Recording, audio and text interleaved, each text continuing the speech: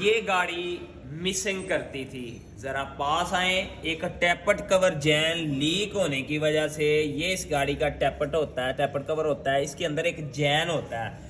जब वो लीक हो जाता है तो ऑयल प्लग के ऊपर चला जाता है, जिससे आपकी गाड़ी मिसिंग करती है। और इस मिसिंग से जान छुड़वाने के लिए इसका टैपट कवर जैन खोलें, न्यू डालें, गाड़ी की ट्यूनिंग करके रखें। कितना बुरा हाल हुआ है, गाड़ी का एयर फिल्टर टाइम पे चेंज किया करें। इससे आपकी गाड़ी के वॉल जो है वो खराब नहीं होंगे और गाड़ी जो है वो जल्दी ट्यूनिंग करवानी नहीं पड़ेगी।